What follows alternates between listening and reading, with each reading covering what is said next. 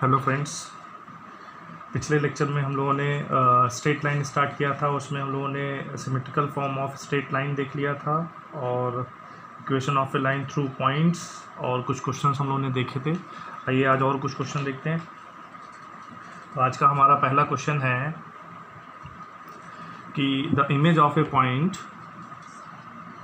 के कोऑर्डिनेट दिए गए 1, 3, 4 इन द प्लेन। एक प्लेन दिया गया है, कह रहे हैं कि इस पॉइंट का इमेज क्या होगा। ठीक है, तो पहले क्वेश्चन को ध्यान से समझिए क्या है। तो मान लीजिए ये हमारे पास कोई एक प्लेन है, ठीक है, और P हमने कोई एक पॉइंट ले लिया 1, 3, 4। इस पॉइंट का हमें इमेज पॉइंट निकालना है कि जो भी इसका इमेज होगा उस पॉइंट के कोऑर्डिनेट क्या होंगे।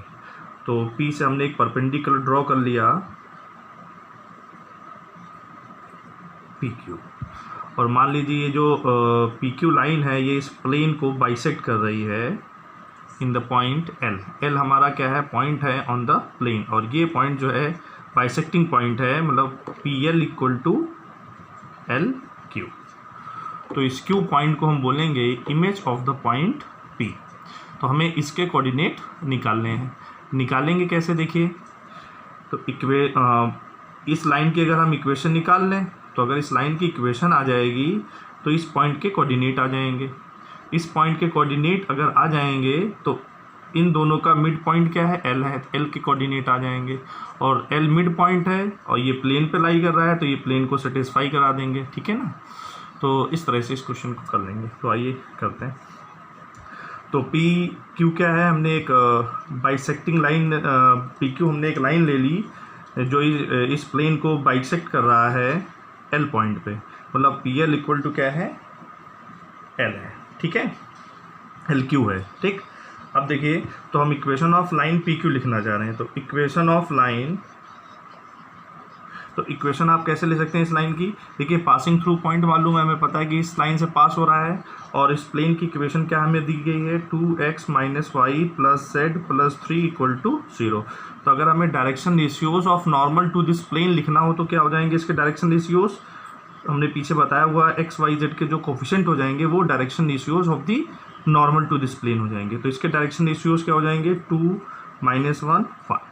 ठीक है ना। So equation of A line जो कि 1, 3, 4 से पास हो रही है और उसके डायरेक्शन रेशियोज क्या हो जाएंगे, 2 - 1 1। क्यों हो जाएंगे, क्योंकि ये भी क्या है हमारा इस प्लेन के परपेंडिकुलर ही है, नॉर्मल ही तो है, और इस प्लेन के नॉर्मल जो भी होगा उसके डायरेक्शन रेशियोज क्या होंगे, 2 - 1 1। तो equation of line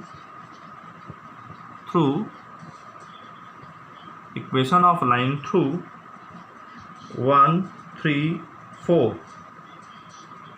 and perpendicular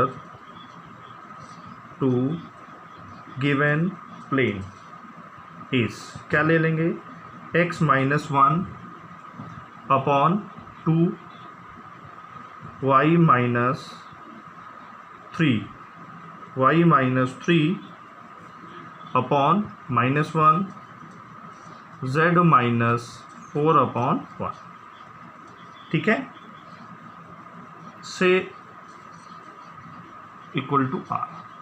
तो अब इस लाइन पे अगर हमें कोई पॉइंट लेना हो तो ये Q पॉइंट हमारा इस लाइन पे ही तो है। इस Q पॉइंट के हम कोऑर्डिनेट क्या ले सकते हैं, यहाँ लिख देते हैं, A point Q on this line is, क्या ले लेंगे उसके कोऑर्डिनेट, 1 + 2R आ जाएगा,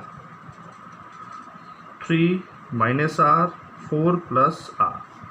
अब ये पॉइंट, ठीक है ना, तो Q पॉइंट आ गया। सो मिड पॉइंट क्या हो जाएगा, तो mid point L of PQ is, तो मिड पॉइंट के कोऑर्डिनेट क्या हो जाएंगे, तो मिड पॉइंट के कोऑर्डिनेट क्या हो जाएंगे, ये हमने पीछे बताया हुआ है कि अगर हमारे पास एक लाइन है ज्वाइनिंग 2 पॉइंट्स और अगर हमें मिड पॉइंट के कोऑर्डिनेट निकालने हैं तो क्या होते हैं उसके कोऑर्डिनेट, x कोऑर्डिनेट का सम बाई 2, y कोऑर्डिनेट का सम बाई 2, z कोऑर्डिनेट का सम बाई 2, मतलब x1 + x2/2, y1 + y2/2, z1 + z2/2।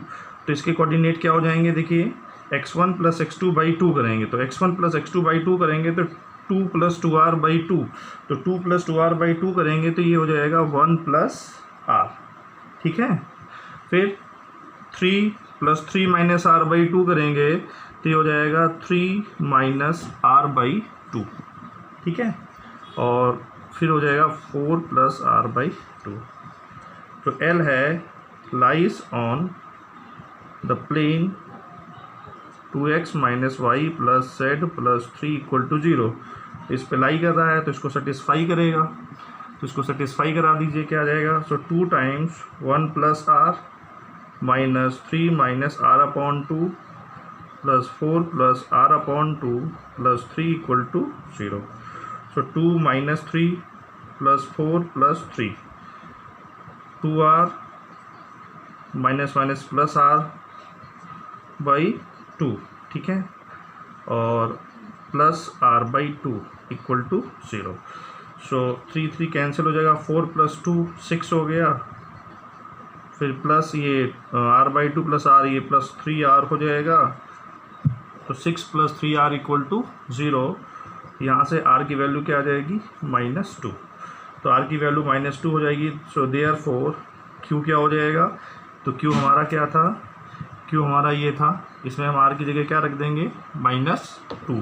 तो r की जगह जब -2 रखेंगे तो कितना हो जाएगा, -3 5 और 2। तो इस तरह से हमारा -3 5 2 मतलब जो फर्स्ट ऑप्शन है वो करेक्ट हो जाएगा, ठीक है। एक क्वेश्चन हो गया। नेक्स्ट क्वेश्चन देखिए, the distance of the point of intersection of the line and the plane. इस लाइन और प्लेन का जो इंटरसेक्टिंग पॉइंट होगा, उस पॉइंट से इस पॉइंट का डिस्टेंस हमको निकालना है। तो सबसे पहले तो इनका इंटरसेक्टिंग पॉइंट निकालना है कि ये कहाँ पे कट कर रहे होंगे, ठीक है ना। चलिए सॉल्यूशन, तो जो हमारा स्ट्रेट लाइन दिया गया है वो ये दिया गया है। तो इस लाइन पे हम कोई पॉइंट क्या ले सकते हैं, so any point on the line is, क्या हो जाएगा वो, = r ले लेंगे तो क्या आ जाएंगे कोऑर्डिनेट उसके, 3 + r हो जाएगा, 4 + 2r हो जाएगा, और 5 + 2r हो जाएगा, ठीक है। तो ये पॉइंट हो गया लाइन पे। अब हमें लाइन और प्लेन का इंटरसेक्शन लेना है। तो मान लीजिए ये पॉइंट अगर हमारा लाई करेगा, if this point lies on given plane, given plane क्या है, x + y + z = 17। तो अगर इस पे लाई करेगा तो क्या आ जाएगा, देखिए। सो देन ये इसको सेटिस्फाई करेंगे। सो 3 + r, 4 + 2r, 5 + 2r = 17। तो 4 + 3 7 हो जाएगा, 7 + 5 12 हो जाएगा, 3r और +5r = 17। So 5r = 5, so r = 1. So point of intersection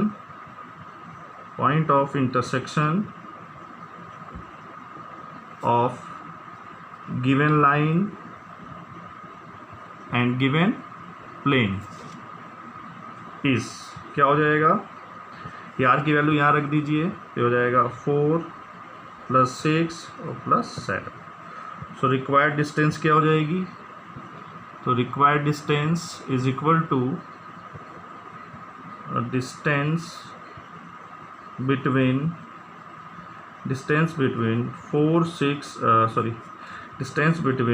3 4 5 and 4 6 7।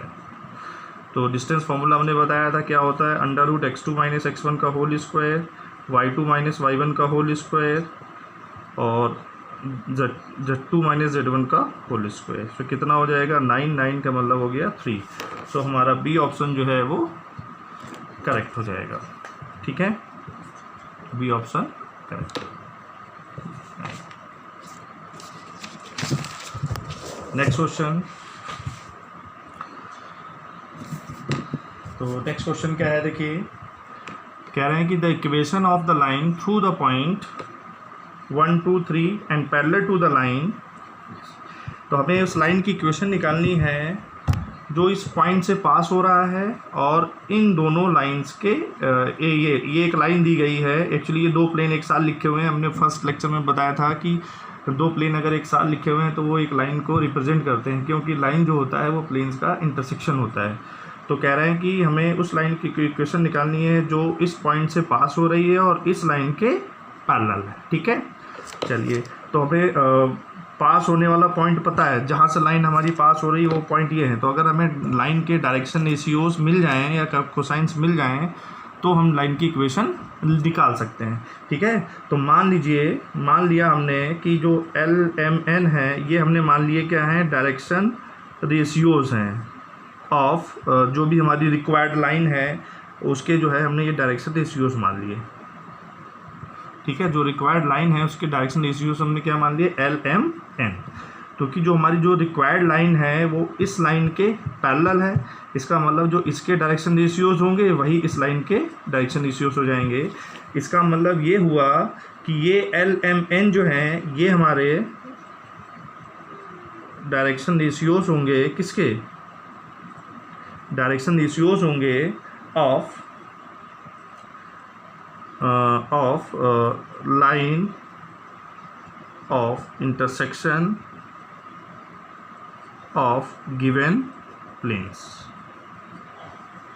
ठीक है ना, ये जो लाइन होगी ऑफ इंटरसेक्शन ऑफ जो हमारे टू प्लेन्स हैं उसके भी डायरेक्शन रेशियोज क्या हो जाएंगे, LMN हो जाएंगे। अब देखिए, चूँकि लाइन अब जो हमारी गिवन लाइन है वो क्या है, वो इन दोनों प्लेन्स का इंटरसेक्शन है। इसका मतलब वो लाइन हमारी इन दोनों प्लेन्स पे लाई करेगी। ठीक है ना, तो वो लाइन इन दोनों प्लेन पे लाई करेगी। इसका मतलब ये हुआ कि वो जो लाइन होगी वो परपेंडिकुलर होगी to the normal to this planes. तो इन प्लेन्स के जो नॉर्मल होंगे उस लाइन नॉर्मल्स के जो है वो लाइन परपेंडिकुलर होगी।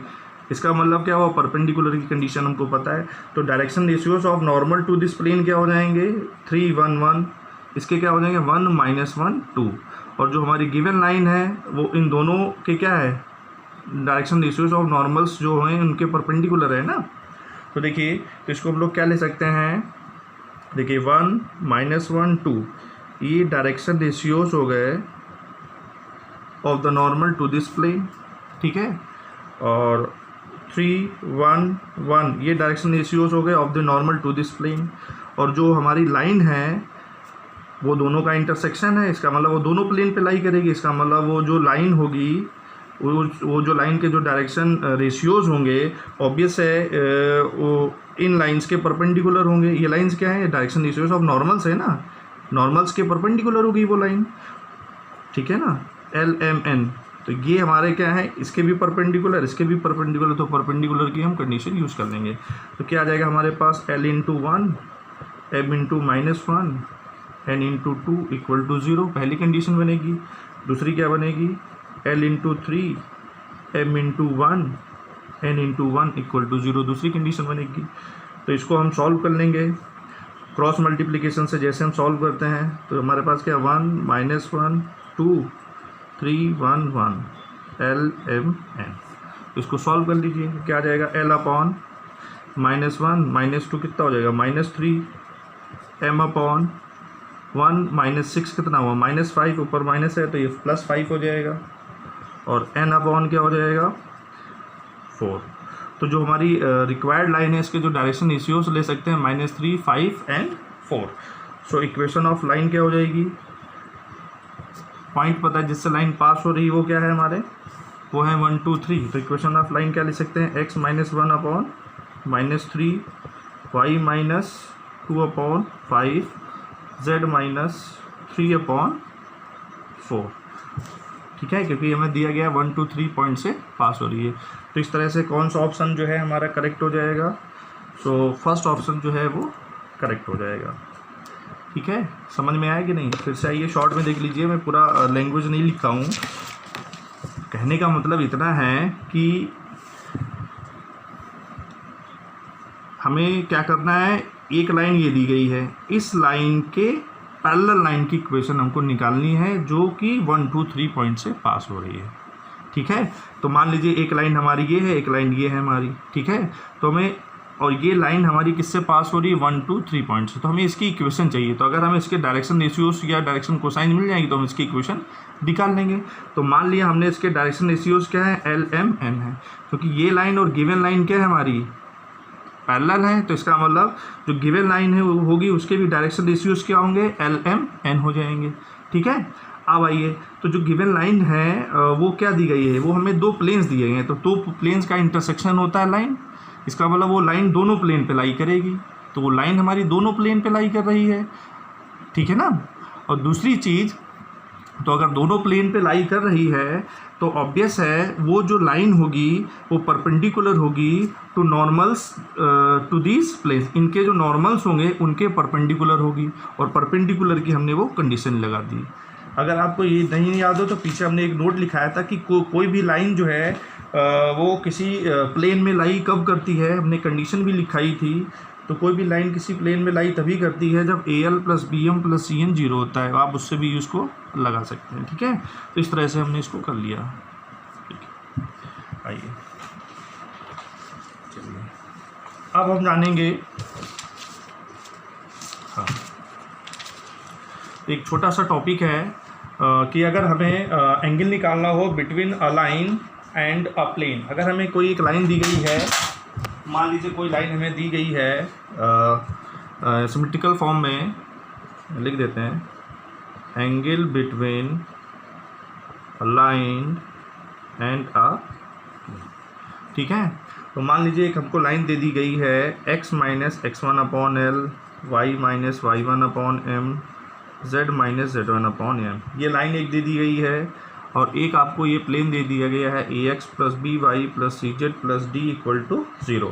तो ये एक लाइन है, प्लेन है, इसके बीच का अगर हमें एंगल चाहिए तो एंगल के लिए फॉर्मूला होता है, इसको डेराइव नहीं कर रहे हैं, फॉर्मूला याद रखिएगा, A L plus B M plus C N upon under root A square plus B square plus C square under root plus L square plus M square plus N square. तो ये formula आपको line और plane के बीच का angle दे देगा। अगर line और plane क्या है पैरेलल हैं, तो पैरेलल के केस में क्या हो जाएगा, थीटा 0 डिग्री ले लेंगे। तो थीटा अगर 0 ले लेंगे तो साइन 0 0 हो जाएगा। सो कंडीशन हमारी निकल के आ जाएगी A L plus B M plus C N equal to 0, ठीक है। चलिए, तो एक क्वेश्चन हमारे पास है।